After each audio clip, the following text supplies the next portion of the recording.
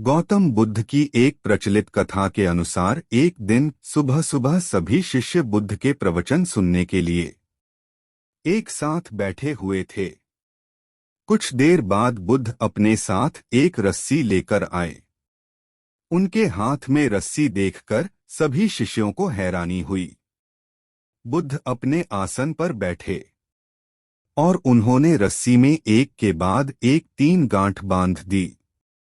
इसके बाद उन्होंने शिष्यों से पूछा कि क्या ये वही रस्सी है जो गांठ बांधने से पहले थी। इस प्रश्न के जवाब में एक शिष्य ने कहा कि तथागत, इसका उत्तर थोड़ा मुश्किल है। ये हमारे देखने के तरीके पर निर्भर करता है। एक तरह से तो रस्सी वही है, इसमें कोई बदलाव नहीं है। एक अन्य शिष्य ने कहा कि अब इसमें 3 गांठें लगी हुई हैं जो कि पहले रस्सी में नहीं थीं। इसे बदला हुआ भी कह सकते हैं। कुछ शिष्यों ने कहा कि वास्तव में मूल रूप से रस्सी वही है, लेकिन बदली हुई दिख रही है, लेकिन इसका मूल स्वरूप बदला नहीं है। शिष्यों की बात सुनकर बुद्ध ने कहा कि आप सभी सही बोल रहे हैं। अब मैं इन गांठों को खोल देता हूं। ये बोलकर बुद्ध रस्सी के दोनों सिरों को खींचने लगे। बुद्ध ने पूछा कि क्या इस प्रकार रस्सी की गांठें खुल जाएंगी? सभी शिष्यों ने कहा कि नहीं, ऐसा करने से तो गांठें और ज्यादा कस जाएंगी।